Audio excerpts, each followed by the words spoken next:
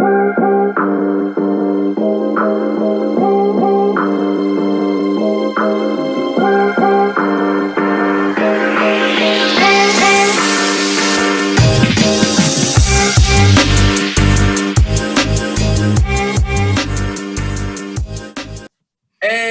is going on, everybody? Welcome back to Halfback Dynasty. My name is Brendan. We are joined today with two very special guests, on top of course, the legendary Gator Sense, Tyler Cox. We actually are going to be doing a mock draft with the fellas and always be drafting. We have the board set up.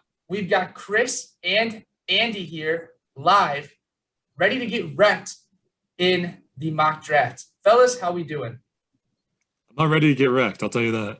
Good. Hey, you have to start it out with some trash talk. That's how we do it, baby. Right. That's right. We're gonna go down that road for sure, man. You knew that was coming, but yeah, we're happy to be here, fellas. Thanks so much for having us. Perfect. Before we begin, can you guys just give us a little bit of information about who you are, your podcast, what you do?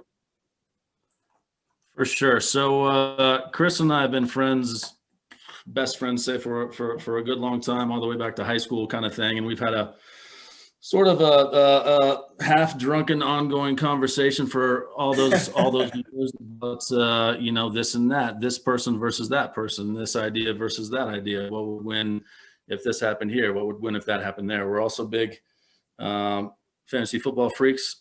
We started a Dynasty league ourselves. Chris started a redraft league that all the homies from high school are in, going back about 12 years, that we all love. So our podcast then is based on, we call it Always Be Drafting. And what we try to do is kind of set up a template. Sometimes it's based on Superflex. Sometimes it's based on just a one quarterback league. Sometimes it's just based on something other than a fantasy football breakdown. And we go ahead and we draft our own teams based on what the theme is. So the theme, our first theme was rap MCs. Our second podcast was Taco Bell and Taco. Hey. So we're working towards getting kind of the feel of fantasy football coupled with a lot of pop culture nonsense. And we like to just kind of call each other out. We like to talk shit. We like to give it to each other as hard as we can, based on our picks. It's 100% a competition. Like, I feel bad if I come out of it and I can't say that I definitively made better picks than him. Mm-hmm. I mean, this is like, I don't know, decades of road trips and bar conversations. So just putting it on for other people that I'm sure they do the same thing. I mean, who doesn't like picking stuff and drafting and evaluating and thinking you made the better choice? So Right. It's quite entertaining. Fantastic idea. It seems like you just never know what we're going to get from the episode you guys release. And I think that mysterious factor is truly what's awesome. So really glad to have you guys here. Tyler, my man, how the heck you feeling? Feeling great, Brendan. It's snowy Monday night here in Denver. I just wanted to say to the fellas, my wife is a diehard underground, all kinds of hip hop fans. So she loved that first episode. It was really fun watching who she thought won. It certainly introduced me to Joey Badass. Good stuff. Oh, love him. Yeah, Chris. Love him. I'm telling you, she gave Chris the nod. So yes. Wow. And then that second episode, I think it was you, Andy, who said Taco Bell means a lot of different things to a lot of people. That was just fantastic. It's a fun format. Like I said, anybody can talk about fantasy. So different formats, fun, guys. So good to have you. Good to be here. That's awesome. I didn't know you guys are Joey Badass fans. I grew up listening to him. He's only a couple years older than me. And that kid, man, just killed it. Putting out 1999 at the age of 16. Woof. Legendary stuff, man. Awesome. Man. Cool. Yeah. Cool. Well, I have to ask, since you guys all reside in Colorado, I believe you do. Chris, I don't know where you reside. I assume Colorado since you're a Broncos fan. Denver, Colorado.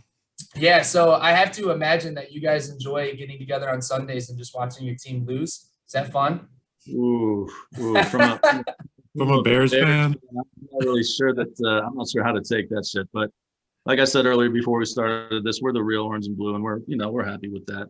We'll take that. We'll ride on that forever. Good. Yeah, if you guys could ever figure an offense out, not just go based on the defense, you might have something to say there. But we're good with where we are. Hey, We you can know talk what? Super Bowl victories if you want. Hey, listen, it's all good. You know, we're invincible right now as Chicago Bears fans because we killed our draft. Doesn't matter if we mortgage the future. We are in the now. We are risking it all, just like we do here in fantasy football. You got to love it. Go Bears, baby. Yeah, you are in that type of the year in regular NFL and in fantasy where, man, you think your team's just unstoppable, you know? Absolutely. Best time of year. Absolutely. Until you lose like the first 4 straight games and then you're Yeah. pissed off and you're never going to be a Bears fan again. And wasn't this, Brendan? Let me just interject real quick. Wasn't it? Didn't I hear something about your mom wears shorts?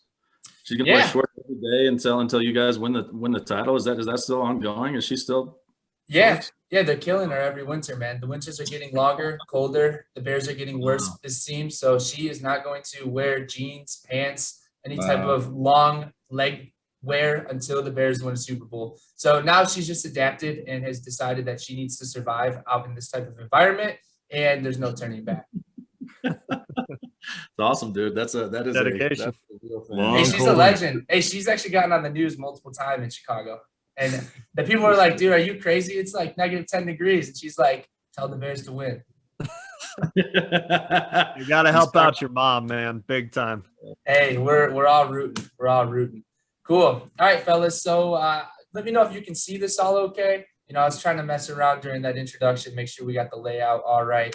So how this mock draft will work is we each have a roster from a particular Dynasty league.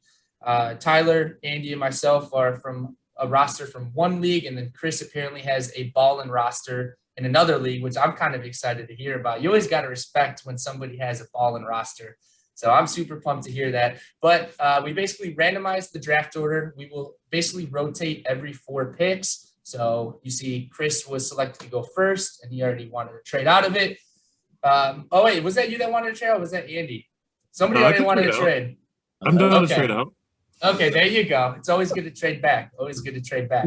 So, all right. So basically, we see Chris has the first pick, which would then mean it cycles back, and Chris has the 5th pick. So we're doing a 3-round rookie mock draft. Again, we have our rosters set aside. Fellas, I think a good idea right now would be to kind of showcase your roster. That way we can have an idea of your draft strategy here. So whoever'd like to go first, you're up.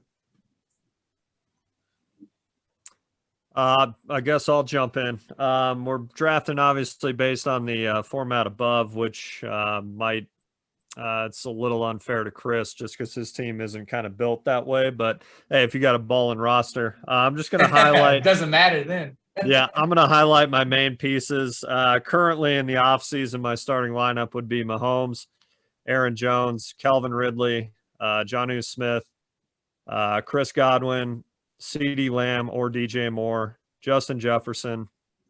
My bench is pretty much Joe Mixon, T. Higgins, Jerry Jeudy, Corey Davis, Gabriel Davis, James Conner, Deshaun Watson. We'll see what happens there. Still holding out hope for Ruggs, David Njoku, Josh Reynolds. That's kind of my main build. I like it, man. You know what? I didn't think you were going to say Deshaun Watson. You had him there near the end of your bench. I didn't know if you were going to say him or not. So cool, man. Excellent. Yeah, I'm excited to see what your roster does this upcoming year. Andy or Chris, one of you guys want to go next? I'll throw in my starters here. I got a lot of depth too. Just throw that out there. But Flex. quarterback Dak Prescott, running back Miles Sanders, wide receiver 1 Tyreek Hill, tight end Kelsey, who I recently traded away from Kittle. So I've been balling with my tight ends for a minute. I got Allen Robinson, Chris Godwin, and Amari Cooper. So that's the end of my starters aside from kicker and defense. But also got Joe Mixon on my bench, Gibson, Terry McLaurin, Chenault, and What? yeah, I know, right? What? And some other Nice junk. build, But, Chris. Good build, man. Bro, that entire bench is all starters too. That's good build. Wow. Cool, man. Cool. Well, good luck to you this upcoming year. That's freaking awesome, man. Andy, what's up, my man? All right, so I'm going to go ahead and give you the lineup that I have in the league I have with Chris too and Addicts. Since the two of you, I'm in the other Dynasty league with the two of you, and you know those rosters. So Sure. what I have going in our Dynasty league, which is what we call Addicts League. My starter at the moment for quarterback is Tua. I went young there. Then James Robinson. I've got A.J. Brown. I've got Darren Waller, Stephon Diggs, DeAndre Swift, and CeeDee Lamb. Round that out. I've got Darnold. I've got Fitzpatrick. I'm weak at quarterback. Quarterback is kind of where I'm looking to improve. We'll see what kind of step up Tua can make this year, if any. I've got Curtis Samuel. I've got A.J. Dillon. I've got Debo. I've got N'Keal Harry. That's been tough. Bunch of young receivers I kind of picked up off waivers last year: Donovan Peoples-Jones, DuVernay, Colin Johnson, Quintez Cephas, Darnell Mooney. And I've got Njoku, Gerald Everett, and Dallas Goedert on my bench as tight end. So I've got some depth. I've got a lot of young people. I've traded some guys away to get some picks on some younger guys. I think Colin Johnson makes a jump, man. I love that kid. He was fantastic at Texas. For sure. Awesome. For sure. Yeah, Grizz, I think Cephas actually makes a jump too. Depending if Jared Goff can actually throw the ball, even if he's just as average as he was in Los Angeles. For sure. The new Robert Woods, man. The new Robert Woods. I love Cephas. I love the way he attacks the ball. We'll see with Amon-Ra St. Brown coming in there, but there's not a whole lot of competition after those two. So could be good. Could be real good. Absolutely. Yeah, so you mentioned that your goal is to pick up a quarterback. So clearly you and I are going to be pretty competitive in this draft because my quarterbacks are Kirk Cousins, Teddy Bridgewater, and Drew Lock. So I'm heavily targeting Mr. 101 in this draft. But real quick, got some running backs of McCaffrey, Kamara, Sanders. Wide receivers are Hopkins, Cortland Sutton. Tight end, a little weak there, Mike Gesicki. And then some bench players, some noticeable ones, Deontay Johnson, DJ Chark, Kenny Gallaudet. And that's really about it. I'm feeling a lot of pain right now. Chris, I'm not too sure if you're aware of this, but I made 2 trades, basically giving up 2 of the top 5 dynasty wide receivers. Gave up DK Metcalf, got in return Miles Sanders. Gave up Justin Jefferson. In return, I got, this one hurts. This one hurts a little bit. I got Kenny Gallaudet, who was basically out the entire season. Why did that happen? What was the scenario that made that seem reasonable? So actually good. It's good that you asked. So I adopted a team in their league, and first off, got very lucky. The team was very well built. I'm not gonna lie, it was really decent. But the way that I structure my teams is I go running back heavy, and the only 2 running backs were really Christian McCaffrey and like Mike Davis. That was really it. And then I'm relying on guys like Tevin Coleman or Raheem Mostert. So right off the bat, I was trying to sell off the hype of Justin Jefferson, and Kenny Galladay's been a back end wide receiver 1. So I said, why not? And it all worked out in the end, brought home the ship, but the outlook is looking quite a bit worse than I'm sure what it would have looked like if I would have just stood put. So yeah, that trade was like week 2 or 3. It was super early. It was before Jefferson was Jefferson, and I like to build my team around WRs, so I figured I'd hit them up. I like the young guys. Plus, with Brendan taking over a team, the guy that he took it over from wasn't a big trader, so people hit Brendan pretty hard, fresh meat, we have a chance to maybe get some guys that you couldn't get years past. So take advantage of the new guy. It's all good. Hey, listen, man, if you're in a dynasty league, you got to be trade heavy. I think that just makes the league so much more fun. So I don't know. It does. We have kind of trade issues in our other league in Addicts. Chris and I do, just because a lot of at least half the league doesn't really. They kind of shy away from trades, right? They're more used to the redraft thing. So Chris and I are always willing, always talking, always pushing it, as we think you should be, as you guys are saying. But that can be hard, man. That can be real hard. And you can't force somebody to do it, right? You can't force the league to do it. You're gonna lose membership. And so like volunteer, dude. Yeah. But they'll realize, because a lot of the teams in our league are not contenders. That's how it is always. But they're gonna have to pull the trigger on some of these trades. Yeah, they need to trade off the big guys they have and get some picks, really. But some haven't figured that out. Our league is a little bit younger than yours. It's, I don't know, what, 4 years in now, Chris? Fourth year on the Dynasty. So that's still really good though. That's really most leagues fold before 3 years, to be honest with you. Yeah. I mean, as you guys know too, it's a higher learning curve for Dynasty. So it takes a little while. But Brendan, I thought you handled yourself well when you came into the league, dude. We were all kind of trying to get at you, man. Vultures and sharks, man. And you handled yourself well. You did. And Gallaudet, man. Gallaudet's great, and he has a chance to come back with the situation he's in. Yeah. All the other ones they have, he could light it up. He could light it up in New York. I don't mind it. I told Brennan that trade's all about this year. I'm really interested to see where Justin Jefferson finishes versus Gallaudet. I mean, Gallaudet, it's pretty unfair that he was out all year. Who knows where they would have been. Because, the trade looks really bad right now. But 2 years ago, Gallaudet was WR6 overall, Yeah. No, it's Dynasty. That's Dynasty. You have to be willing to have some patience, right? You have to force yourself to see it through. So I mean, I'm still glad I'm on the other side of that deal. Don't get me wrong. I mean, while we're on the subject, everybody's got so much love for Justin Jefferson, and I do too. So in that draft year when it went, I was choosing between DeAndre Swift and Justin Jefferson in Tyler and Brendan's league. And I needed running backs, and I love Swift, so I went Swift. I didn't think he was going to be there, and if he wasn't there, I would have taken Justin Jefferson there, just because I love Jefferson too. The rookie year that he had, which was ridiculous all time. Do you guys think? I mean, what's going to happen next year? Is he going to really build on that? Is it going to get better? I mean, that's a tough act to follow potentially. I mean, the expectation is so high now. Sure. Oh, go ahead. I'm sorry. I think that's where it comes down to philosophy, Grizz. I know a lot of people in Dynasty are so driven by selling at the top point. And no, I don't think you can really follow that up with a better season. So I can see the argument that Justin Jefferson, from a value standpoint, has probably peaked. But, I mean, me probably better as an owner than anybody. That's just not how I carry my team. I haven't even considered trading Jefferson. So, sure. But no, I don't know how you follow that up. Yeah, you have to realize, though, in the 2020 draft, I mean, it was obviously running back heavy and wide receiver heavy, which we're seeing now.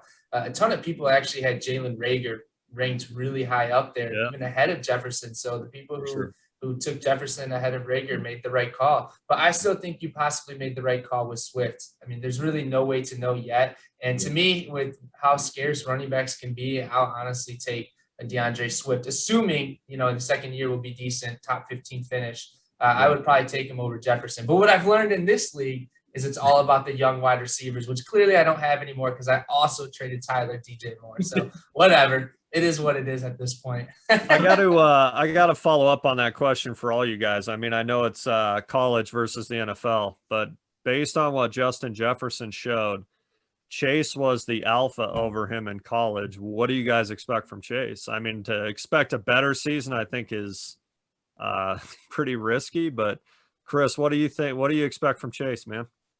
I would say Chase is set to succeed, man. I think the offense overall is looking pretty strong right now.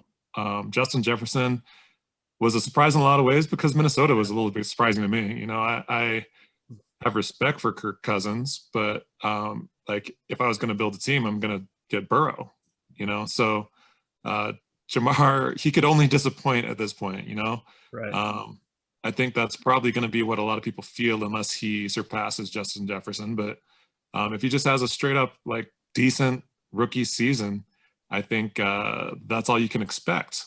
With that question before, I would definitely take DeAndre Swift over Justin Jefferson, even in hindsight, because those running backs are just harder to get. You can find another receiver or use your management to play different receivers at different times and get that production that you're going to get from Justin Jefferson.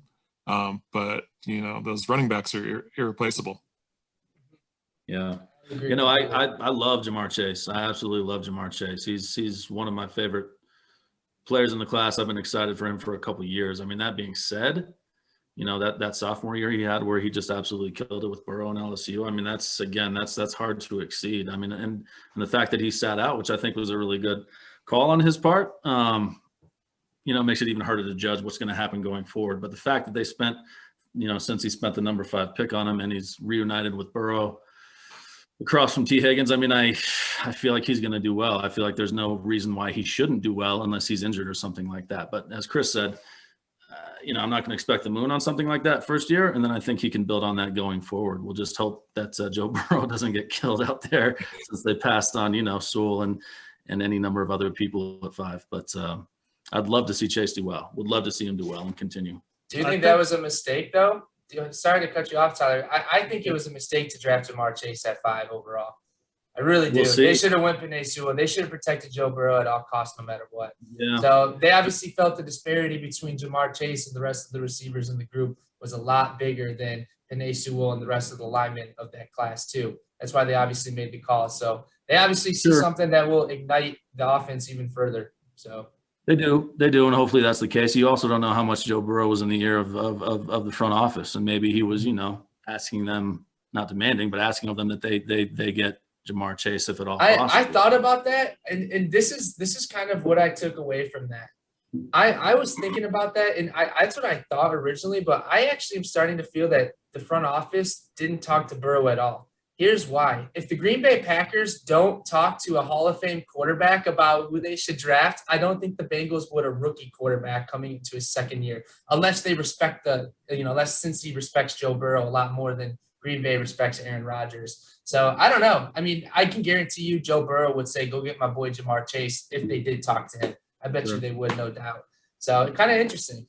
Yeah. I was actually just listening to the radio about when in, I think it was 2005, they took Aaron Rodgers with Brett Favre still on the team. And now like that situation has just happened again to Aaron Rodgers, the incumbent this time, So front office and that kind of politics, I don't even get into as like a fantasy player.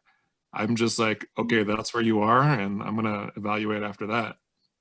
Yeah, I think that's a good call, Chris, from the fantasy standpoint. I read a lot of people, a lot of forums. People are just terrified about T. Higgins now. I personally think Chase and Higgins complement each other. There's no reason you can't support 2 solid WRs anymore. Everybody throws for 4,000 plus yards, and that's a lot of yards to go around. So I think that's a good call.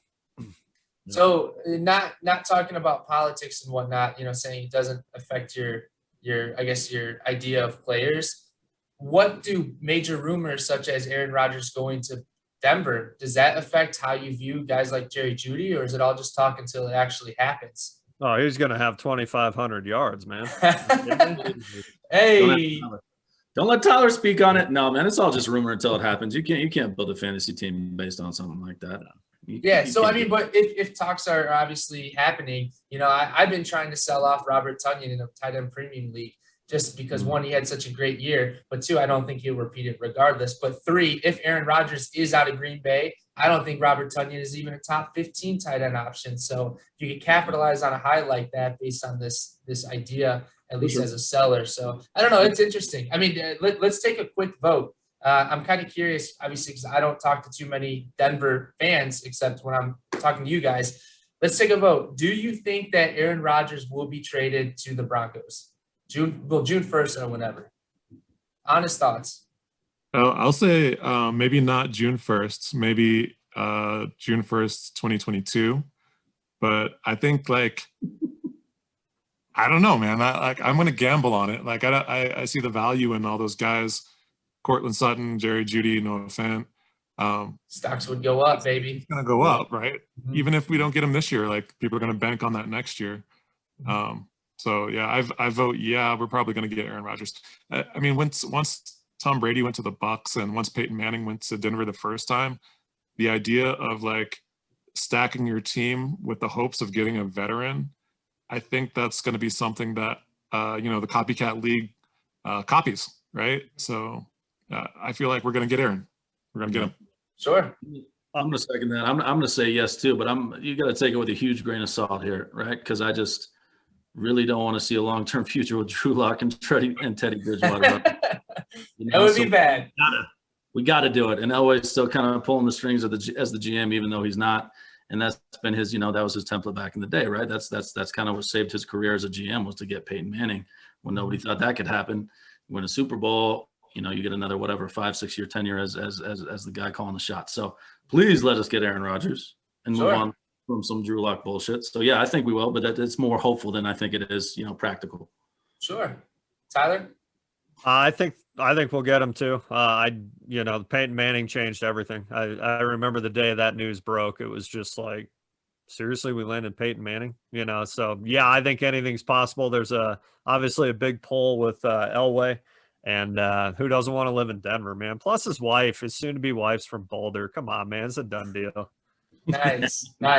You guys would be doing me a real solid getting him out of the NFC North. So we'll gladly accept a Hall of Fame departure at the quarterback position. You'd have Rogers and Mahomes, man. How crazy would that be? Yeah, that would be epic. So, I mean, obviously rumors are circulating, but it seems like there's more and more articles. It just keeps picking up. And obviously we won't know till it happens. It could all be smoke. But, last thing I'll say on this is Denver would have to give up a whole lot of pieces to land Aaron Rodgers in a trade. So we'll see what happens. Cool. All right, fellas, are we all set? Is there anything else you guys want to talk about before we hit the rookie drafts? I mean, I know a lot's been going on post NFL draft. So, right. Do you guys want to talk about the NFL draft at all? Surprises, impact on fantasy guys at all, and anything that's on your mind as far as landing spots? I mean, we talked about Chase at 5 and how odd potentially that was. What are some others you guys saw that stood out to you? Justin Fields to the Bears. Sorry, Tyler. Go ahead. We talk about it every episode. I got to get you guys' take. Kyle Pitts, I've seen him go at the 1-1 in non-tight end premiums. He just went 4 in the NFL. Are we the only two that think that's absolutely insane? No. I've been on Pitts for a couple of years. Tyler, you know this. I've been on Pitts for a while, and I love the love the athleticism, but translating from college or anything else into the pros as a tight end is a very hard proposition at best. And that's nothing you can really scout.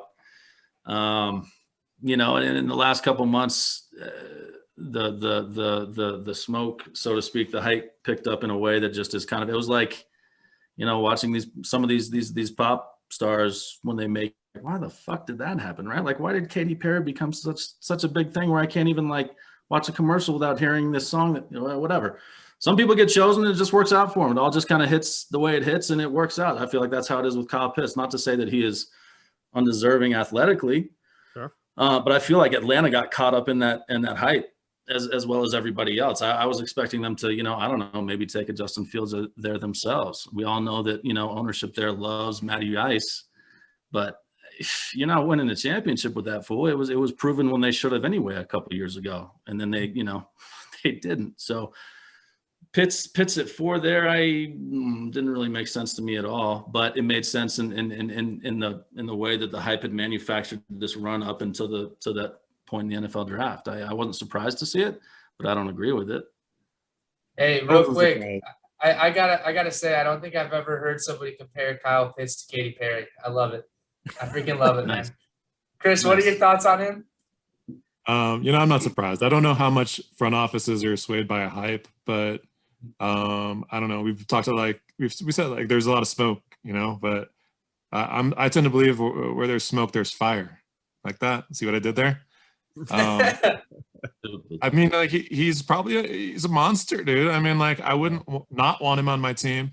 I don't know if I would have taken him in the first round for my franchise, but shit, I think they know something we don't know. So I'm not going to second guess it. I'm just going to draft him. I'm a tight end drafter. I like to get those guys because some dude is going to come out of obscurity every year and be a great tight end. But once you have one of those guys, it's such an advantage. Sure. Chris is taking Pitts at 101 here. Put it down. That's 101. That's 101. I'd like to, can I just interject real quick too? So that instead of just saying where there's smoke is fire, especially where Kyle Pitts is concerned, let's say this. Let's say where there's whores, there's VD. All right. Always comes back. There you go. The thing that I thought was super weird, obviously Atlanta has a ton of holes. I don't understand the thought process of shopping now Julio Jones. You took Pitts, you might as well have the most loaded offense you possibly can. And obviously Julio Jones is a big part of that with Calvin Ridley. I mean, we talked about Chase. Jalen Waddle. I mean, there's all these guys that went to everybody just seems, Chris said, a copycat league. Everybody's trying to be the next KC. They're just littered with offensive talent. And it certainly seems like it's getting more and more like a Madden draft. I mean, this draft was insane with the lack of tackles, edge rushers, and all that went in the first round. It was just wild. It was. I mean, the scary thing too about somebody like Pitts, you can legitimately put him out wide, one-on-one coverage against a cornerback, and he's going to beat the cornerback. You know, I mean, people think that, yeah. You know, it's kind of scary and unfair that way. So I get it, but I don't think he was as significant of a talent as a couple of those quarterbacks who were still there. They should have reset the clock, in my opinion. But hey, you know what? Somebody was going to draft Pitts early. I'm convinced that if Atlanta didn't do it, Cincinnati was going to highly consider it. So it's interesting to see how it laid out. A lot of the mock drafts were pretty accurate, actually, amongst those first couple picks. Yeah. So let's see how it plays out. I mean, he has a chance to – he's in a good spot. Matt Ryan has historically fed tight ends. I mean, he made Austin Hooper look like a top 3 tight end for a year. So you never know what's going to happen. I'm going to stay away from him unless he's in the late first round. Or it's a tight end premium league. So that's just me. I'm going to try to buy him off people like Chris after his first year when he doesn't succeed as much as people think, or even that second year, baby. Pay up a nice second round pick. You can ask Griswold how littered my bench is with tight ends, man. I'm patient. Good. You have to be. If you're going to draft Pitts, you got to wait Tyler's famous rookie wait time of 3 years. If you're not going to wait 3 years, it's not worth it. And how many times have I not followed that? Tyler himself doesn't adhere to that rule. He just puts it out there for everybody else. You got to listen to what I spit out, not what I do, you know? Yeah, he's speaking on what should be correct, but he doesn't do it. So it's all good. At least you're acting in the best interest of the listeners, Tyler, and we respect that.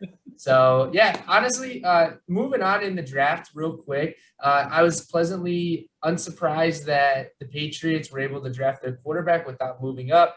Another genius move by Bill Belichick in the front office. I mean, they obviously played that really well. A lot of people thought they were going to move up. Najee Harris to the Steelers. I think it's a good landing spot because there's no competition, but no offensive lineman either. So he's going to get fed the ball regardless. It's just, will he be able to make something out of those touches? I don't know, but he's still my 101 overall, baby. Nice. Yeah. Nice. Okay. Yeah. I think ATN landed in an interesting spot. I could see him going above Harris in fantasy drafts if you're worried about the line. And then to double back, Brendan, you'll get no Patriots love from these guys. I can guarantee you that. Hey, I don't think anyone likes the Patriots except the people up there in the Northeast. So let me rephrase that. Nobody likes Brady. Nobody likes Tom Brady because he's so good. Speaking of James Robinson, man, I mean, how hard is that for him, right? Like, I picked him up off waivers in both our Dynasty leagues last year. I still have him in addicts. And then I've also got Melvin Gordon, who I'm not huge on, but I thought this year would be his last year to kind of kill it. Travis Etienne and Javonte Williams later, I'm just kind of like, fuck, in that league, I need some running backs now, Mm-hmm. I think Melvin Gordon will be okay this year. Yeah, I think Gordon contributes pretty well, actually, Grizz. Robinson, I still think gets touches, but, I mean, you got an undrafted stock versus a first rounder. Yeah, Etienne's going to get a lot of touches. Hey, let's not forget that James Robinson came out of the greatest school in the Midwest, Illinois State University, same school I graduated from. Put some respect on it. I wasn't going to say that. Yeah, I was going to mention that too. Yeah, well, what do you do with a running back like James Robinson here? Obviously, his value tanked. People were giving up mid-first round picks pre-draft. Now, what do you do? Yeah, you hold. You hold for the best. Yeah, gotta hold now. Gotta hold now and see. I don't think you get any kind of value at this point. You could have a cascading couple of deals around James Robinson. Obviously, as a contender last year, I gave Grizz my first and Christian Kirk, I believe. Which obviously the first ended up mid. This was when Robinson was RB3, which I then flipped for I needed a quarterback pretty badly. So Drew Lock and needed a tight end badly, Jonnu Smith. So yeah, you traded him quickly, dude. You held on to him for a week and then you traded him to Joel. It's just unbelievable the lack of value in our league. I mean, Grizz, you know that better than anybody. It's just it's so hard to trade in our league. And I've always liked Jonnu Smith. I thought maybe he was the next guy, but that's two really bad trades surrounding James Robinson. So buyer beware on early successful backs. Not that he wasn't a top 10 all year, but that's a bad trade. Is Jonnu with the Patriots now? Mm-hmm. He is. I still feel like that might pan out.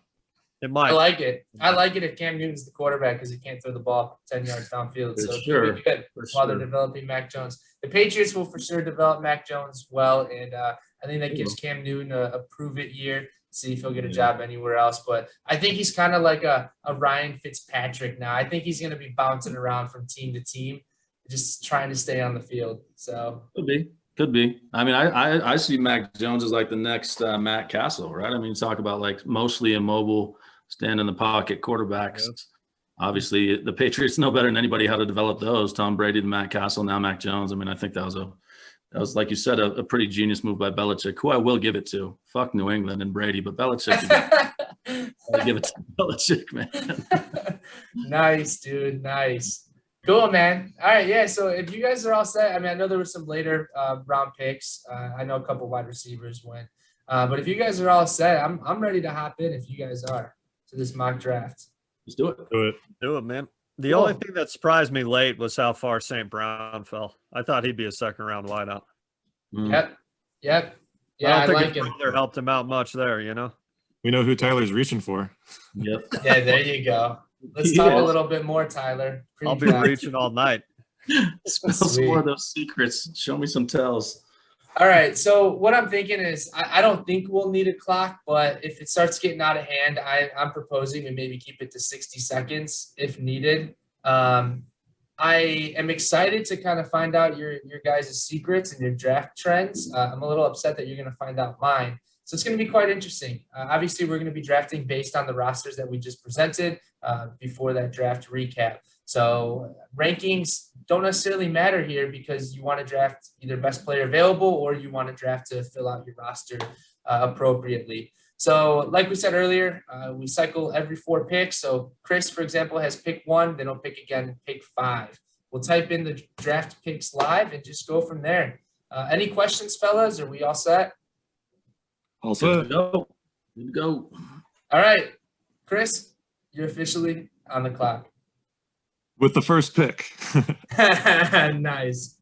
No, I'm taking ETN, man. Nice. I feel like this is why I don't like first picks, because it's like I'm not going to reach. I'm not going to get my guy. I'm going to take the most likely sure thing. I'm taking ETN over Harris because I just don't like where Pittsburgh is at right now. Ben Roethlisberger doesn't seem like he's going to last much longer. And I think just having him in the Jags offense, he'll do something. Obviously, he decreased the value of James Robinson, but even if they're like a duo, I feel like he's going to still supersede Robinson in the long run, and he'll have value, whether he stays on my roster or I trade him. Sure. Interesting pick. I could see Travis Etienne having a better long-term career, I guess, in a sense, than Najee Harris. So I like that pick, man. It's definitely a little more non-traditional from things I've seen. So good for you for grabbing your guy there. If I'm up next, this is where I'm torn. Najee Harris is my 101, but obviously with this roster build, I definitely don't think I should take him since I have McCaffrey, Alvin Kamara, and Miles Sanders. So if there was no running back scarcity, Jamar Chase is my no doubt 101. So I'm actually going to take Jamar Chase here over Najee Harris, believe it or not, with the second overall pick of the 2021 mock draft. I like it, man. I had a feeling that's where you were going. I wasn't thinking ETN at 1, but Jamar Chase at 2. Is I know that Brandon's a fan, or Brendan, sorry, is a fan. I remember listening to you guys, you and Tyler talk about Jamar as you ran that down a couple episodes back. So good one, man. Yeah, he's gonna kill it, man. He's gonna kill it. I hope. Love some Jamar. Tyler, you're up. I like those first 2 picks, Chris. I'm with you. I can truly see ATN over Najee Harris at the 1-1. I just think he's in a better spot. I'm kind of the opposite. I like to get my guys. I don't really I build around WRs. I rent running backs where I can. Hence the Aaron Jones and Joe Mixon and Connor. It's probably not traditional, but Devonta Smith is definitely where I would go. I love his skill set. I think he's going to be a great player. I think his size is a concern, but he reminds me a lot of Antonio Brown, who was also not a very big guy. So I would go Smith here, no question. Sure. Nice. It's a good pick. I was surprised when back, I was going to pick him. Nice. That would have been a decent pickup. I was surprised when Miami took Waddle over Smith. I thought Smith was going to go before him, but we'll see how it pans out. It's a good pick. Yeah, agreed. Yeah, Tyler, I had a feeling there too, man. That's your man. That's Yep. your guy right there. If Chase dropped, that would have been tough, you know. True. Yeah, So, it wasn't going to happen. At the 4 here, I wasn't expecting Chris to take ETN. I was thinking I got Jamar Chase and Devontae Smith right with you two. I thought Chris was going to take Harris. 1, I was then going to take ETN at 4. And I'm like Tyler, I like to get my guys for the most part. You also just kind of have to stay dynamic with the draft. And as it comes to you, you have to kind of respond to it. So I'm massively in need of running backs, especially in this league that we referenced. I'm going Najee Harris here. I didn't think he would fall there. It's a no-brainer. The O-line, yeah, dude, at the 1-4, I'd love that. The O-line is definitely a concern. They lost a couple other starters this offseason as well. So who the hell knows? But I mean, when you comp Najee Harris, it's sort of like, a mix between Derrick Henry and Matt Forte, and I'm good with that all the time. And like I previously referenced, having James Robinson and Melvin Gordon as kind of 2 stalwart stud starters. I'm going to need some help based on how the NFL draft actually went here. So Najee is great for me there. I love it. Great I value. think it's a no-brainer pick all day, every day. If I had the opportunity, I traded up to get the 101 and the 102 in multiple leagues. If I had the opportunity to only trade up to the 104 to get Najee Harris, I would be saving about an extra first-round pick on average. So that's a killer pick right there, and that's unbelievable value. So good one. Chris, For sure. you're up, my man. Yep. Well, this draft has not gone at all like I thought. I thought I was going to have a chance at one of those receivers. And based on my earlier build, I've got some older dudes like Amari Cooper that are kind of aging out. But I got some young guys I think I can still roll with. So I'm a little torn. I'm going to go, as you see the Broncos background, I'm going to take Williams. I'm going to take Williams. Javonte, hey, I feel like we're getting Rogers. He's a steal. Hey. Don't get Rogers. Melvin Gordon with his DUI, and he's not long for Denver regardless. I'm happy with 2 really strong running backs. Absolutely. Yeah. That's a pick that value-wise will go through the roof, even if it's next offseason, because I'm with you. Gordon will be done or gone or just not a good running back anymore, and he'll be a super hot name in the offseason, even if it's a year out. Devontae's great too. I honestly, sort of hot take here, I feel like down the road he ends up being the most successful running back out of this class.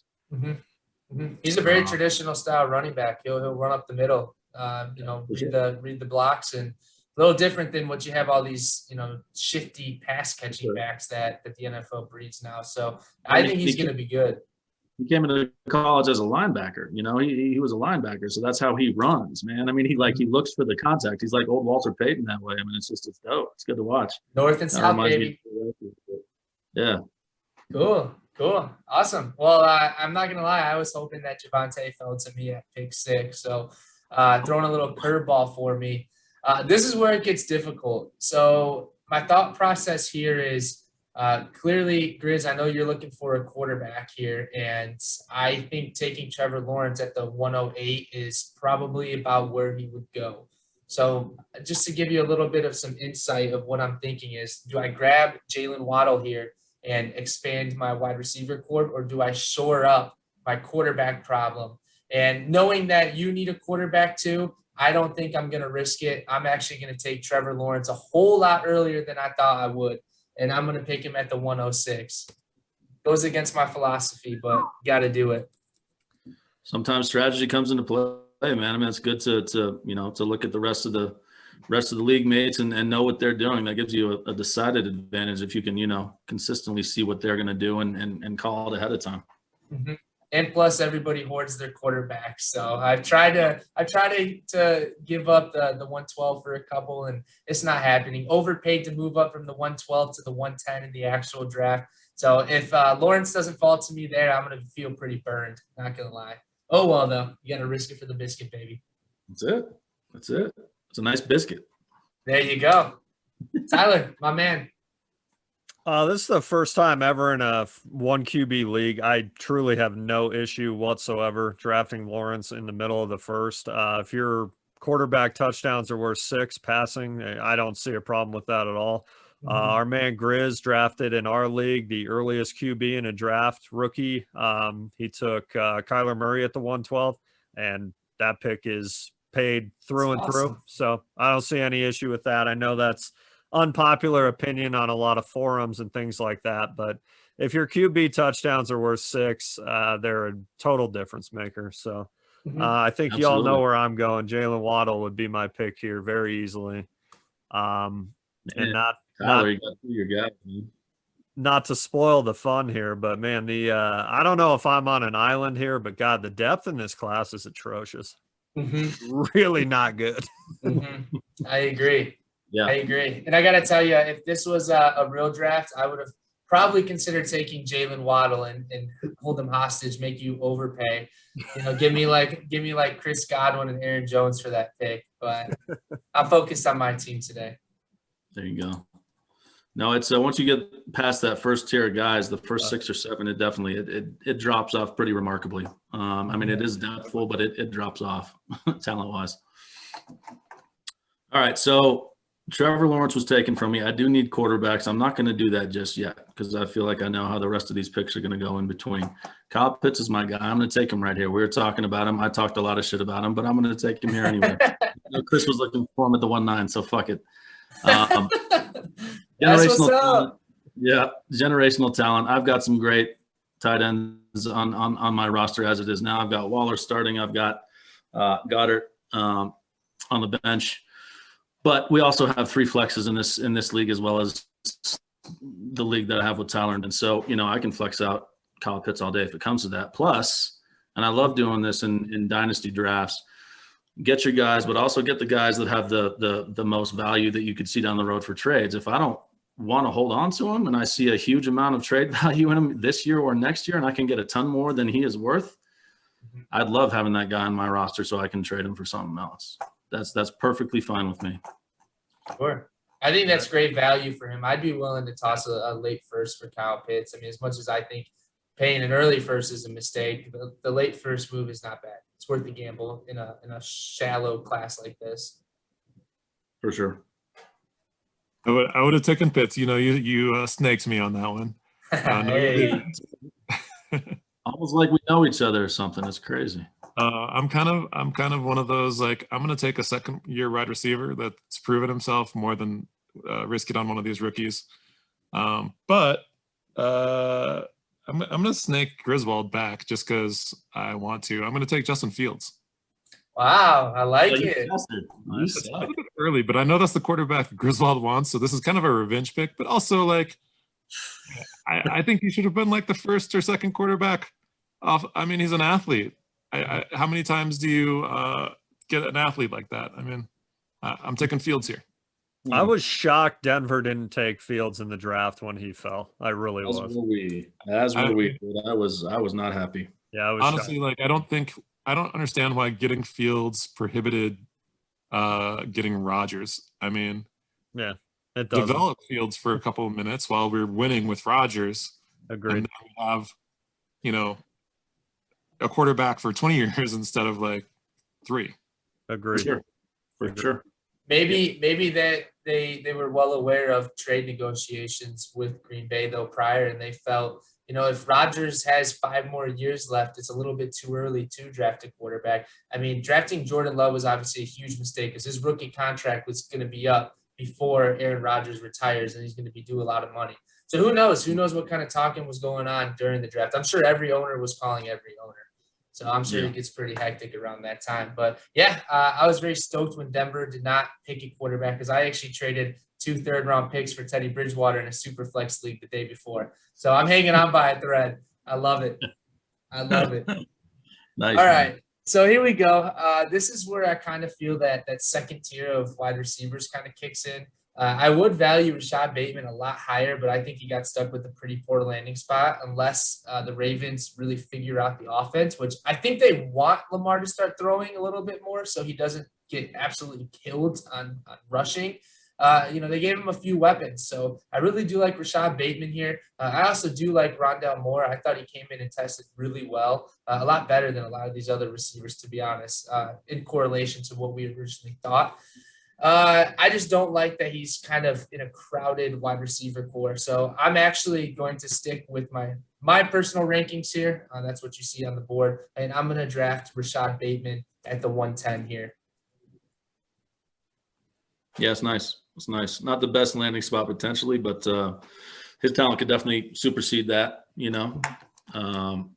Hollywood Brown and DuVernay haven't lived up yet. So you're just kind of basically fighting with Mark Andrews at that point. And Bateman is slick, man. He's completely well-rounded. And like Agreed. you say, if they can increase that pie, that throwing pie up there with Lamar at all, he's gonna benefit, I think, most out of anybody there. Don't forget, isn't Sammy Watkins there? Sammy Watkins is due. There's his got to two, be a like, Sammy all-star Watkins games at the start of truther. the season. There's a Sammy Watkins on every team, man. Come on. That's awesome. Yeah, there's got to be a truther somewhere out there still after like 7 years. So He's gonna string like 5 games together this time. that's freaking awesome. Cool. All right, Tyler, you're up, man. I don't know if there's any more Alabama players worth taking, if there even is. Maybe you could draft offensive lineman here. I know if you got drafted. I don't know. I'm going to go short and sweet here. I need a lot of running back depth help. I'm going to go with maybe the guy that has the better opportunity versus maybe the better build. I'm going to go with Michael Carter here. Wow, here we go. I like it. It was a nice landing spot for sure. Yep. My only downside, wasn't he like a 4th-round pick? I think he was pretty late in the draft, 4th or 5th. Yeah. So I'm not too sure I trust that draft capital. But then again, it was a pretty shallow running back group. It was. Yeah. Yeah, that's tough draft capital, but yeah, I mean, I think he showed that he can do what's necessary. I mean, he and Javonte were kind of that 1-2, but he has kind of a special skill set. I could see him doing some things if the pieces fell into place for sure. Sure. So do we see the Jets having like an immediate upgrade at offense, or do we kind of see him develop in terms of taking quite some time to really start making moves?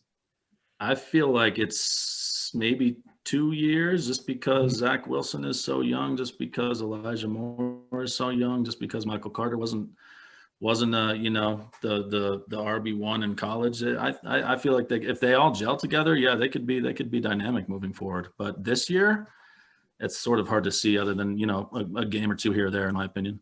Sure. Well, I'm excited. The Jets have a bright future, assuming they don't Adam Gase all these players. So Right. I'm just glad Gase is gone, man, 100%. I want to see my boy Herndon do something finally. Come on. There you go. Yeah, they're talking about a sleeper pick. He could blow up. You never know. Good. So, all right, Grizz, finish it off, man. Who are you picking at the last pick of the first round? So with the 112, I didn't think I would have to go quarterback really even at this point, but I'm going to. Chris did take Justin Fields, who I prized, but I also prized Trey Lance, and I'm going to take him here. A little bit more developmental, potentially a little bit longer time to get to the point where he's doing things as far as throwing, but the running skills are ridiculous, man. Just watching that fool's tape, it's like, I don't know. It doesn't look like many of the quarterbacks I've ever seen. It's kind of in that Lamar Jackson mold, with a better, stronger, more accurate throwing arm, and the fact that Shanahan and San Francisco took him where they did, and that they put all that smoke out there about Mac Jones just to get him, I thought was brilliant. It shows how much they could potentially trust the future of the franchise to him, and I feel like all he really needed was a chance. So, you get that kind of draft capital, you get that faith behind you, coupled with the ridiculous athletic talents, where he could end up with his future. So I'll gladly I'll gladly take him there. That's kind of in this league, that's sort of my trend is younger kind of developmental quarterbacks, and I'll go with another one here, and we'll see where it goes. But I love the talent. They gave up a boatload to get him, though. My goodness, he has to hit. If he doesn't hit, then Shanahan's probably out of a head coaching job in like 4 years. Trubisky 2.0, baby. Could be.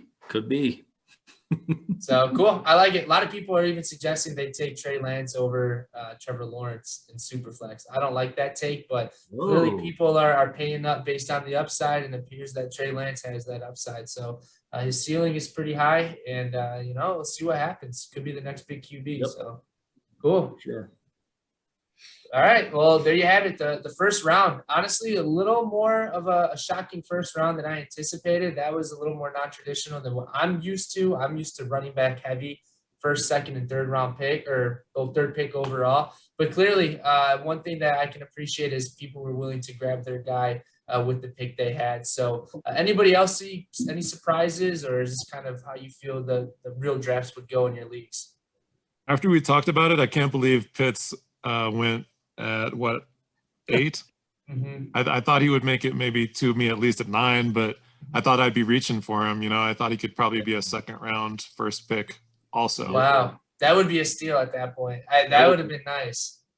So, okay, cool. So, I mean, you have to look at it this way too. I mean, some leagues, it's very difficult to cash out on tight ends. It's difficult to buy tight ends. It really is league dependent. And I mean, you have to look at it. If you're drafting Kyle Pitts to step in at your tight end spot on a contending team, you're probably going to be disappointed. So I think it's a good value pick, late first, early second, especially. So it's a good risk. It's a good risk. Tyler, what do you think, man? You pumped that you got your 2 Bama guys? Yeah, I would love that, obviously. I think, again, this speaks to the lack of depth, maybe of this class that, 3 quarterbacks going in the first round of a 1 QB seems crazy, but I also think they're the best players available at each of those slots. So I truly, totally understand that. Mm-hmm. I agree. I don't think I've ever been a part of a rookie draft where there was a quarterback taken in the first.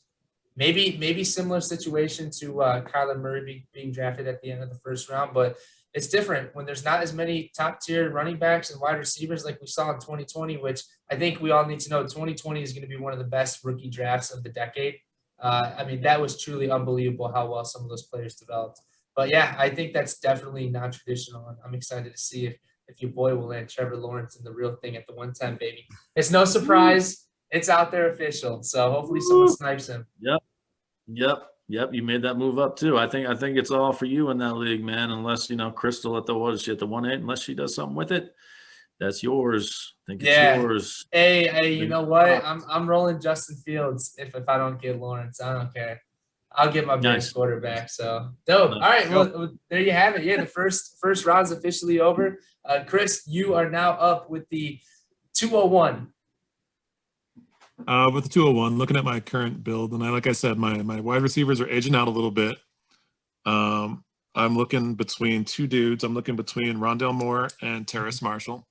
I don't think either one of them will make it to my next pick. So I'm going to go with Terrace Marshall. I really like Rondale Moore. I feel like, size aside, the guy can play. I'm not worried about, he's going to get injured. All of them can get injured. But I'm going to go with Terrace Marshall, the value from LSU. Mm-hmm. A lot of value there. A lot of value there. Terrace is nice. He could end up being a wide receiver 1 for sure. He's got a great skill set and he's got size. That's the thing with this wide receiver class. It's deep, but it's all like fast slot guys, who can punt return too. So he's one of the ones that kind of steps outside of that mold. So could be nice. I kind of like his landing spot a little bit more than Rondell's as well. Mm-hmm. Carolina, I just feel like Kyler Murray is going to do a lot of running, and they've already got some established dudes, even though they're aging out a bit. But I feel like he's going to be featured in the Panthers offense. Mm-hmm. So are you fading Robbie Anderson this year? I had Robbie Anderson on my bench in my redraft for a lot of games, and he's just a guy that I just never feel comfortable playing him.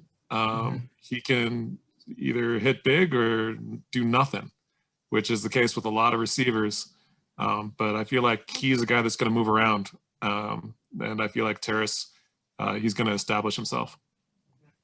I think Terrace would have been a lot higher in NFL ranks and in Dynasty ranks if he didn't have those health concerns. But a lot of times guys are very injury prone in college and they never get hurt in the NFL. So there's always a scare, but there's a chance that he doesn't really have any major injuries. So it's a good pick right there. That's the only reason why I had him a little bit lower on my personal rankings there. So cool. Yeah, at the 202 here, I'm looking at two guys. I got my dream receiver in Jamar Chase. Now I'm looking at Trey Sermon if I want to head back to the running back groupings. I really like the landing spot. The thing that concerns me is clearly the 49ers don't really care who's in their backfield because they can plug and play anybody they want. And it seems like they'll give the ball to this running back 20 times a game, and then they'll give the ball to that running back 20 times a game. So it's a little inconsistent at times. Usually somebody steps up because there's an injury. So I'm not going to take Trey Sermon here. I'm actually going to go for Rondale Moore. I personally think that is a great value pick right there, assuming he can kind of jump ahead Christian Kirk and maybe learn a few things from DeAndre. So, Yeah, I love Rondale, man. I was hoping he would fall to me at the 2-4. That's nice value for sure. I mean, it's kind of thing where I think he's in a good system with Arizona. Yeah, they have a lot of wide receivers, but I don't think you necessarily need to think of him just as a wide receiver. He's so specialized, and that's how he's going to succeed the most anyways, is gadget plays and plays that are drawn up specifically for him to get the ball in his hands, whether it's a wide receiver screen, whether it's a jet sweep, whatever it is. But that dude is a fucking tank, man. I mean, God almighty, that's Mighty Mouse out there. Squats 600 pounds. Yeah. Dude, Cheetah 2.0. Yeah, that's watching his tape is like, whoo. Yeah, that's great, man. That's great value too in the early second. Like I said, I was hoping he would fall another couple spots. So good pick there. Thank you. I know Tyler is probably looking at a receiver because he just hates running backs. That's right. Actually, with my build, I'd be happy to take Trey Sermon here. I've got my RB1 in Aaron Jones, but he's older. I can afford to sit on Sermon for a year. Still got Joe Mixon. I think James Conner's a decent rental for the year, but looking long term, I would hope that either Carter or Sermon hits because Aaron Jones probably going to slow down sooner rather than later, despite being a stud. Mm-hmm. Wow, this is unreal. Tyler drafting 2 running backs. Holy smokes. Don't know if you've ever done that in the past before, have you? I drafted 4 in the first, 7 picks when I had them a few years back. Yeah. Remind us who they were. At the time in that draft that year, it was like, holy shit, Tyler's about to be a baller forever. But they all haven't hit so much. Remind us who they were. It was Geis, obviously, at the 2. Dang. Yeah, he was my guy. I literally had wanted that pick for 2 years. So obviously what happened with Geis was disappointing from a fantasy standpoint. Nick at the 3, Nick Chubb obviously hit. At the 4, Sonny Michel. He was pretty good his rookie year, had a decent second year, but not good. And then what looked like a great where I got him, Kerryon Johnson, looked great his rookie year as well. But yeah, you're 1 of 4 there. It really shows that hitting on rookies is not a way to bank on building a team necessarily. No, that's right. It always looks good after you come out of the rookie draft. But I looked unreal that year. Yeah, you did. It was like, God damn it. Yeah, that draft class was actually supposed to be really good running back wise. You even had Rashad Penny in there, Royce Freeman, I'm pretty sure. Ronald Jones, obviously Saquon, which I assume went 101. But yeah, my goodness, for what was supposed to be like a first round full of just stud running backs, it didn't really pan out as well as what it should have. So yeah, it goes to show nothing's guaranteed, even with an early first. All right, so at the 2-4 here, let's see here. I got Najee, Kyle Pitts, I haven't gone wide receiver yet in this wide receiver heavy class. I love this dude. I'm going to take him. He played behind A.J. Brown and DK Metcalf. In college, I'm going to take Elijah Moore. A little bit undersized, potentially. but again, extremely well-rounded, and the dude is just always open, man. He's just always open, and I feel like he's going to put in a kind of work ethic that will translate to success at the NFL level. Anyway, there's a bunch of guys that came out with some kind of just like, we love you video. You know, it was like Odell and AJ Brown and DK Metcalf just talking specifically to Elijah Moore about how good he is and about how he just needs to work and buckle down and keep his head on straight, and he's going to be successful. So happy with that, happy with the talent. He's not just a one-trick pony. Needs to maybe increase the weight a little bit, but he's also a speedster. So, you know, what works for him should work in the NFL, and I like that they're midway through the second round. I think it's cool that he has a shot to be that wide receiver one on essentially a new startup franchise with that offense. So I think he has a great shot. You know, I'm starting to feel, though, it's either that offense is going to hit or they're going to miss. It's either they develop well or they don't. I've got faith in it, though. I've got faith. So Agreed. It's nice to see them kind of have a clean slate and respond in kind. I think that's a nice pick there. I think he's going to learn from a pretty solid vet who took a jump. I think Elijah Moore is going to be a nice WR3 kind of flex guy this year with tons of upside. But I personally think Corey Davis is going to surprise a little bit this year, getting a chance to be the guy, you know. Good opportunity. That'd be great for him. Yeah, he's got the chance. Chris, my man, pick 5 in the second round. All right, I don't know how Tyler's going to feel about this, but I'm going to go with Amon-Ra St. Brown. I love that pick. Yes, dude. Great depth chart. Great. He's got great opportunity there. Great route. Take him. I'm patient. He's coming into a situation with I think Quintez Cephas is the other young guy there. But like Rashad Bateman, what is he, like 27, 28, and Tyrell Williams got to be almost 30. He'll be 30 by next year, right? So again, chance to shine. If he shines, then I could trade him. If he doesn't, then I'll be patient. I got enough room on my bench. And I'm struggling to keep it together. That is a brutal depth chart in Detroit. It's terrible. I forgot about Ty Williams, man. Good Lord. Yeah, so I did a rookie draft this past weekend for one of my leagues, and I got St. Brown at the 210, which I was absolutely thrilled. Great value. He's got really solid hands, good route runner. Nice pick. And, yeah, really can step in day one and make an impact. So, really cool. No doubt. Maybe the best location will help Jared Goff, too. I don't know. Yeah, absolutely. Absolutely. That's a steal pick, man. I got a lot of faith in him. Go on. All right, so I didn't realize I had Kenneth Gainwell in my rankings twice. You know, I just put all this together last minute. So I didn't realize that there was another Alabama receiver in this draft class, Calvin Ridley. So I'll probably have to snipe him at the 106, making sure Tyler, or the 206, making sure Tyler doesn't snag him.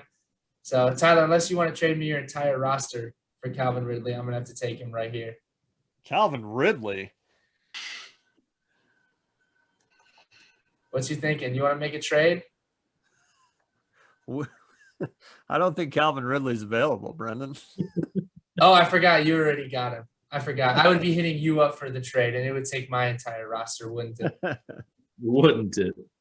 It definitely would. All right, Here we go. Actually, sticking based on my rankings, similar reason why you picked St. Brown. I'm going to go with Kadarius Toney. I'm actually going to trust the New York Giants on this, and I really never trust the New York Giants organization. The fact that they reached for him in the draft at pick 20 overall, I think is what it was. Their trade back with the Bears. They obviously see something in him. I thought that was a reach, but at this point in time, I feel like that he is the best receiver on the board. So I'm actually going to roll with him here. Just a quick second pick for me, if I was going to, or who it was between. I really like Amari Rogers, but with the uncertainty of Aaron Rodgers, that's why I'm passing on him here, just to kind of break it down.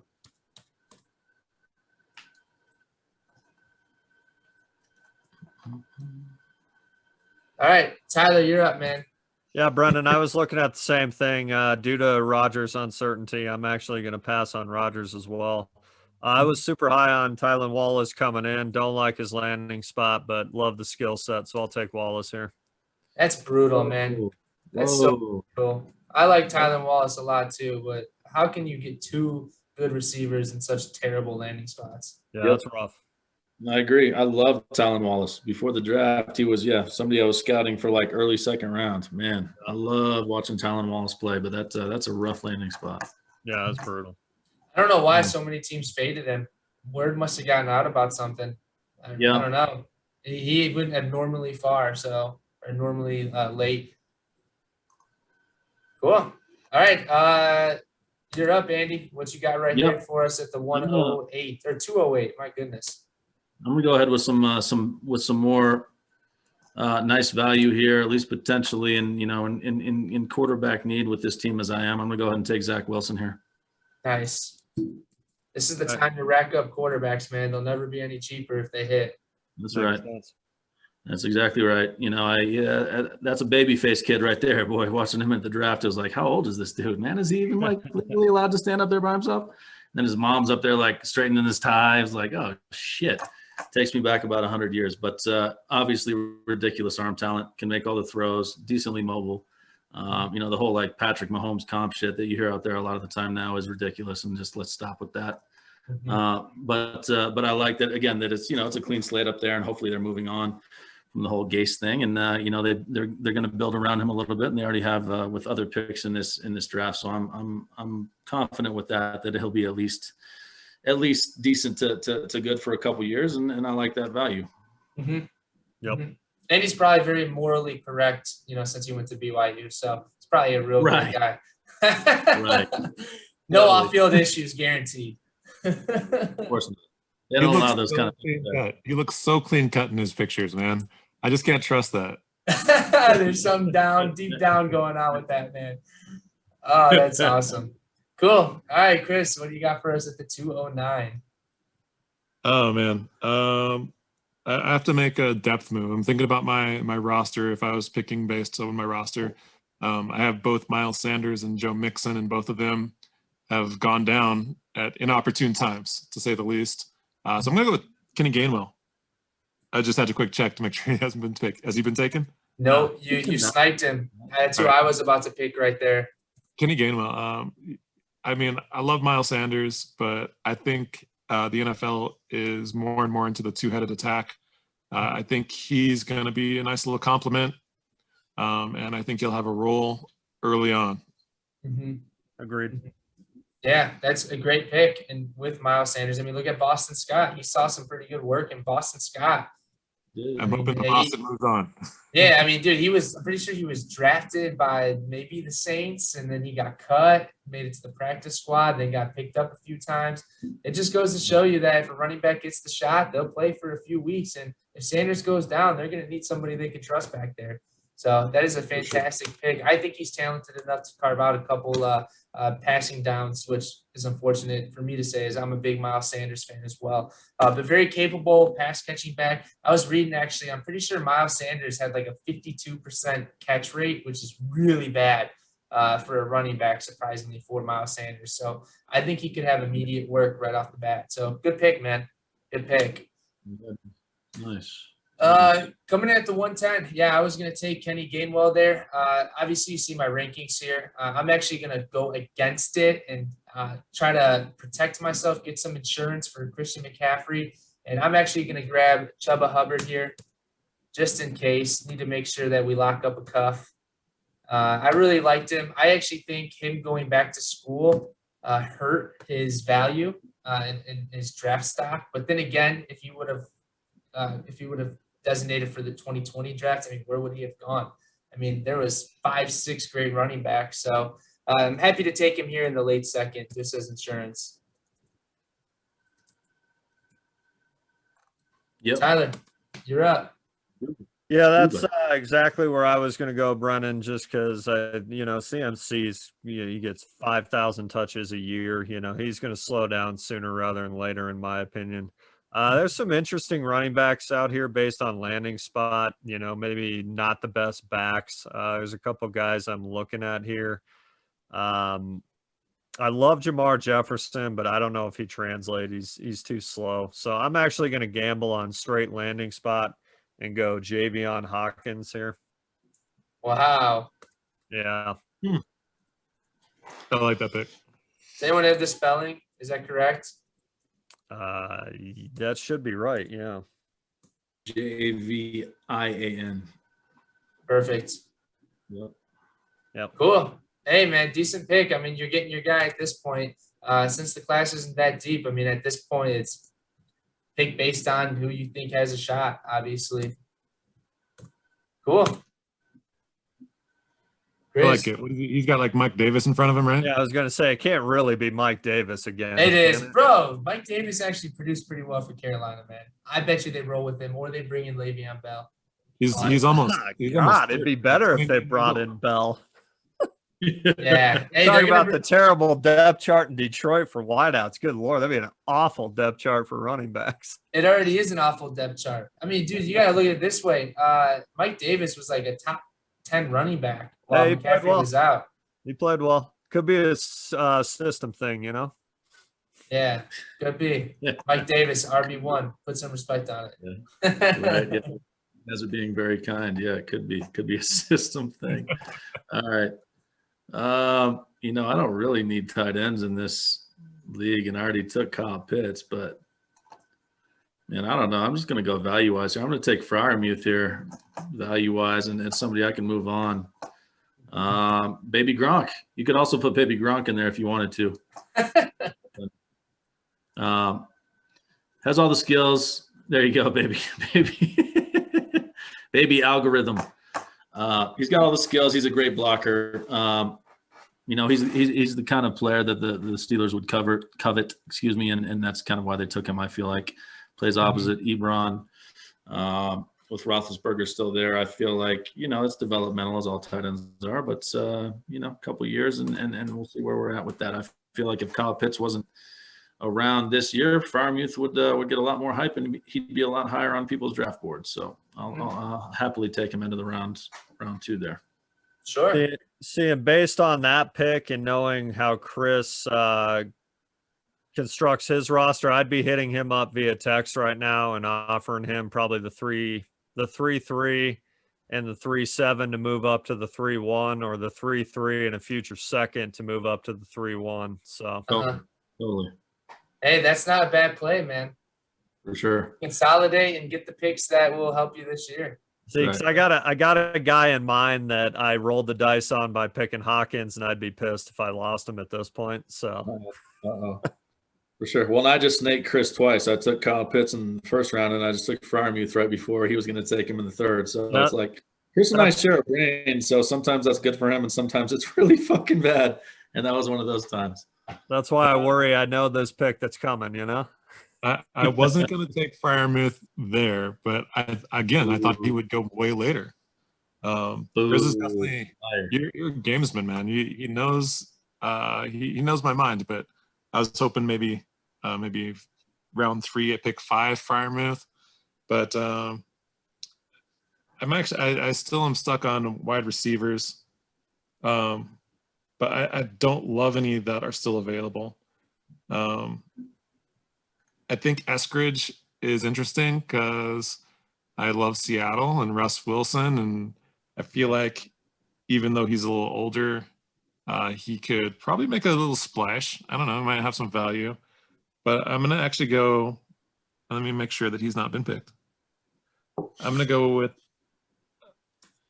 Elijah Mitchell. Elijah Mitchell has not been picked. The other San Francisco running back, and I know he's not a traditional dude, but I don't know. I feel like sometimes when you're listening to the people talk about fantasy and they're like, they have a plan for this guy. I think that's just bullshit. But with the way they cycle through running backs, I feel like he's got a skill set that's kind of explosive, and I feel like he'll find a way in to make a difference on that offense. So I feel pretty comfortable. I took another running back, Elijah Mitchell. Sure. You're right. Hey, I mean, talk about system backs. I mean, San Francisco is the team that could put anybody. I could probably go out there and try out and be the running back for a game. let's not get crazy, Brendan. It's not a ringing endorsement. Hey, I'll take a hit, man. I'll take a hit for like a $200,000 vet minimum per game, whatever they be paid. I don't mind. I'll fumble the ball in the backfield. I don't care. I feel like Mostert, I feel like they could get rid of him and get something. He's not something that I'd build a franchise around. They got rid of Jerick McKinnon, and I feel like Elijah Mitchell is fast like him, and they like that. Hasty is still there, but Hasty, I don't think was even drafted. I don't know. He was like somebody I took late last year in rookie draft, like just like, to see, lottery ticket. So I feel like he's not like firmly in place. So this is another lottery ticket, but I feel like he could pan out. Yeah. Sure. Good though. Where we are, early third. I like Elijah Mitchell a lot. Number one. Number two, Brendan, when you go try out for that role, man, just wear your Trubisky jersey, please. No, I actually got my Nick Chubb jersey ready. You got to envision yourself being the top tier dog out in the field. So it's either I'll wear that or I'll wear my new Justin Fields jersey that's inbound. So I ordered it the night of the draft. I had to. Jesus Christ. All right. Ooh, Justin Fields, baby. All right. So here we go. This is where it gets interesting. Now I do like Amari Rogers in the third round. I think that it's obviously a lot less risky of a pick. But I also like locking up another quarterback. I mean, Mac Jones, usually a lot of these classes, you only have like 2 to 3 QBs, and Mac Jones would have been one of those top QBs. So I think that's a fantastic value pick here, knowing that my QB group is Kirk Cousins, then as of now, the Denver starting and backup quarterback, and Trevor Lawrence. So I'm going to lock up Mac Jones here and just hope he develops well. And then I've got a couple solid options ready to rock. Yeah, that's nice, dude. That's nice. Can't argue with that pick at all. Tyler, I breathed a sigh of relief once Chris was done. Based on my team need, I'd gladly take a shot at Braven Jordan here. Braven, I'm not sure how to say his first name. Well, you got to get it right or you can't draft him, dude. So he's like the diet Pitts, Kid was really good. He's the RC Cola. For sure. Sweet. Totally. And he where Kyle Pitts had all the hype thrust upon him, Brevin Jordan definitely lost the hype, right? There was not a word said about that fool. Yep. Which is unfortunate or fortunate for those of us drafting. I think he's got a nice little skill set. Nice. It's not bad, especially with how expensive tight ends are in this league. So, could hit. At this point, if you look at the top 3, top 4 tight ends year in, year out, they're usually the 30th ranked or worse player in their dynasty class. So he could be that guy. So it's a good value pick here.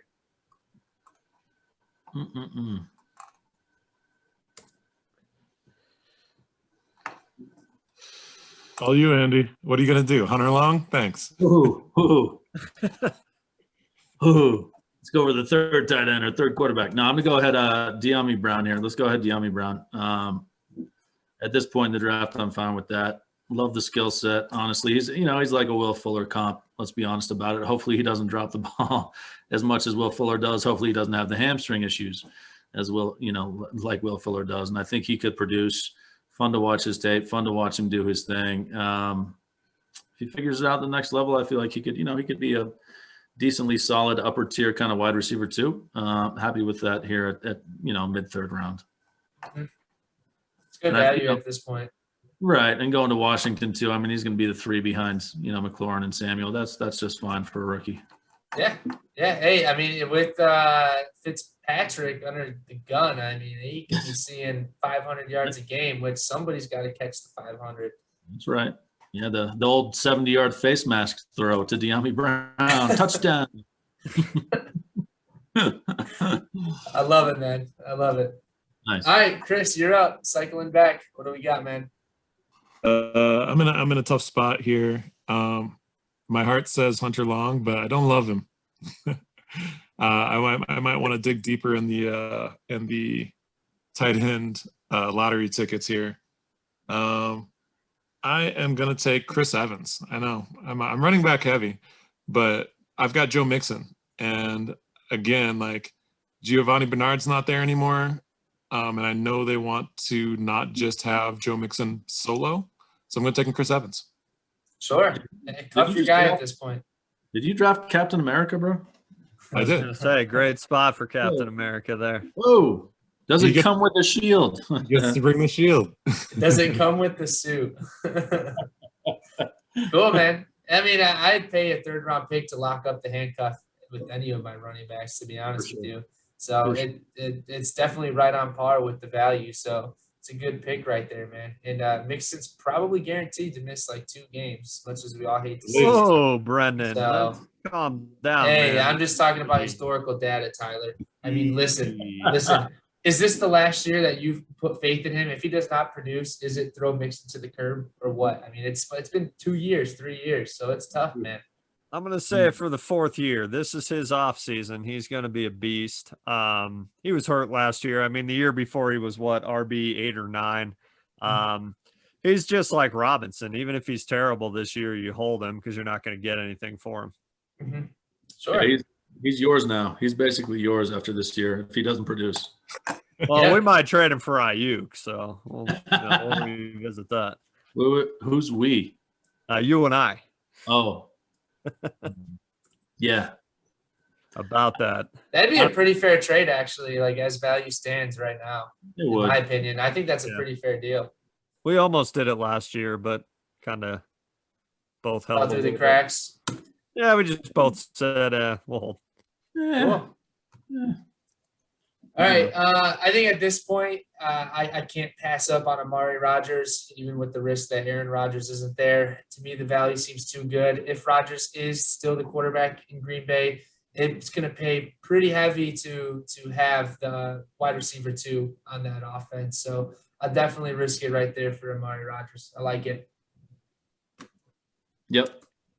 That's great right there. I agree. Yeah, there's not a ton of excitement left already, which is kind of rare in the mid-3rd here. I guess I'd go Nico Collins here. Well, damn, man. I mean, Houston is such a stellar franchise. I can see why. They're not going to have a quarterback. They got Tyrod as a backup. We all know Hey, how Loki, Taylor, I baby. scooped him up. I scooped him up in a few leagues. I had to. Yeah, that's smart. He definitely likes to pump up the wide receiver fantasy value there. Yeah, I thought you were going to say he likes to puncture lungs. Ooh. Yeah, just make sure that the Houston staff doesn't hire that same doctor is probably smart. How bogus is that? Like, he basically lost his job to a rookie because the medical trainer just let him down. That's some wild shit, man. Now, if any of y'all were like conspiracy theorists, I feel like we would have a much different and longer conversation here. But you guys are all way too smart for that. So about how they planned it to give Herbert the role. Hey, we'll just let it go. I don't know. Herbert has it was the right move if you think about it. Herbert actually came in and played pretty dang well, so For sure. It worked out. It worked out. Love it, dude. Love it. All right. Running back need for me. We'll take a flyer. I hate New England running backs, but LeGarrette Blount 2.0. We'll go Ramondre Stevenson here. How do you spell his name? R. Stevenson. That's actually who I was going to pick there, Grizz. So I totally was on the same page there. I like Harris, but it's age-old New England. If you play well, you don't play the next game. So, That's right. Yep. He We'll see. said LeGarrette Blount 2.0. Have you guys seen his highlights where he just jumps over people? Freaking epic, man. That's pretty crazy. Pretty crazy, dude. I would not want to be underneath that when he came down. That's a big man. That's a mountain. Nice. Cool. Chris, this is your final pick of this mock draft. Let's make it count. Most important pick right here. It's not a draft unless I take a tight end.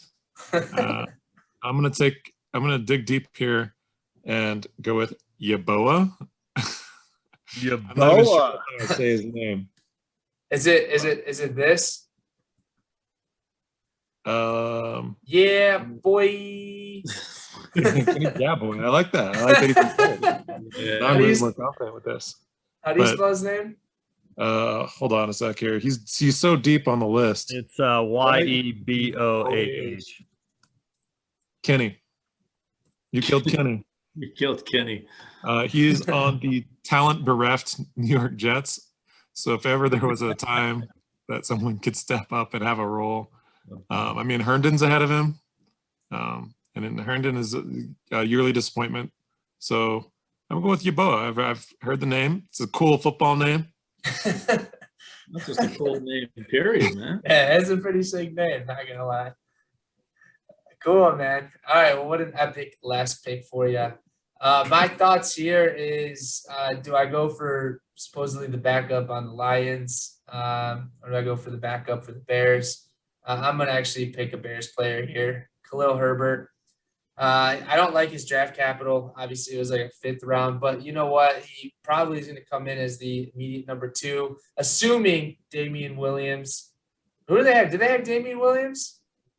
I think they do. Chicago, yeah, they do. I think they picked up Damian Williams, assuming, he's a year removed, so he's old too. I think Khalil Herbert has a shot to rise up on that depth chart and be pretty decent.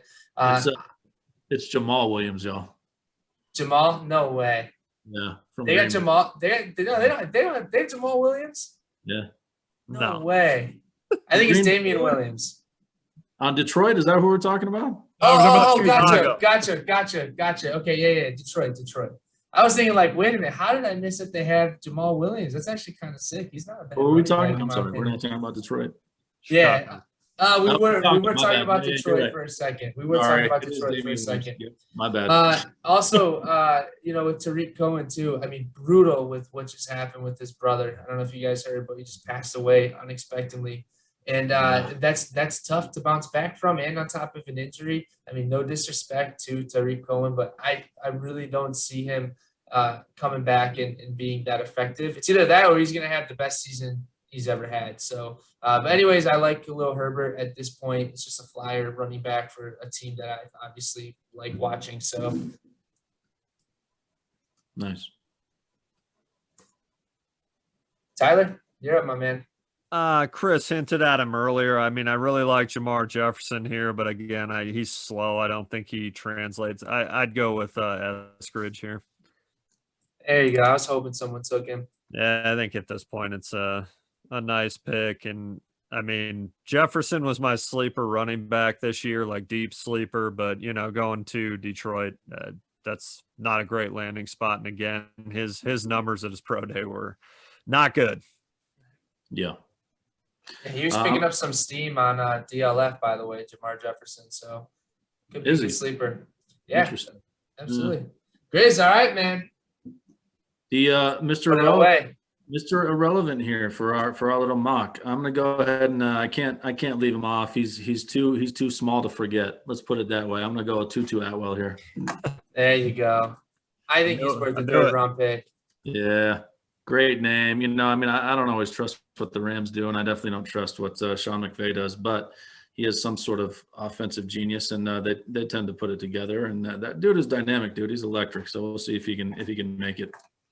It's amazing. It's amazing their depth chart every year. They just keep adding another guy. Grizz, you and I are both big Josh Reynolds fans. Like, he was wasted for so many years there. He was. It's just they add two guys every draft. It's unbelievable.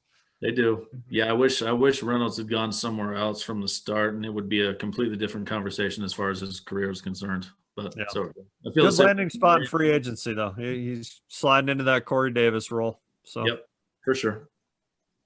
Cool. Well, I gotta say, this was really exciting. I think the 2nd and 3rd rounds were a little bit more traditional than obviously the first. I think that in a lot of drafts, we're actually going to see Trey Sermon rise up to the late 1st round, believe it or not. I think a lot of people are running back needy. I think that other than that, I mean, it seems pretty good. I really like some of these picks. I mean, you guys definitely went out and grabbed your guy. So, Chris, you got your tight end. So it's really all that matters in this draft.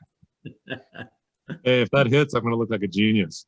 There you go. Cool. We'll talk about it 3-4 years from now, all right? That's right. Just wait 5 years. Can we preserve this and do another rookie one next year until we can actually build a team from rooks? Let's do it. That'd be awesome. All these rookie drafts. That would actually be a really sick idea. I actually really like that. Yeah, that'd be awesome. Cool. Sure. Cool. Does anybody want to say anything about the results real quick? I think trying to build a team from rookies, like Chris said, this will be outside of that top half of the 1st round, man. This will be some deep bench guys here in a few years. Or they're dropping, Yeah, if you guys want to do that, which I think it's a brilliant idea, we should figure out a more set way for the draft order, unless you guys want to keep randomizing. I mean, we all have a 25% shot of getting the first overall pick. So other than that, I mean, I think that's real cool. I'm kind of upset I didn't get a running back, but you know what, man? It's all good.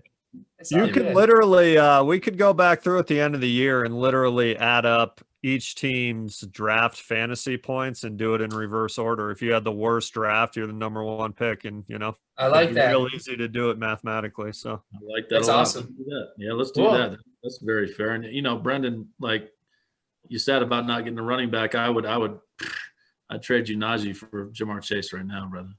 I would do it in any other league that I'm in except this one where I'm locked and loaded with a couple studs. Yeah. But I would literally do it in any other league, my man. I get you. And I need Najee in this league more than I need Jamar. So, Yeah. fools in. But yeah, let's do that. Let's add them up and then let's do it again next year. That'd be great.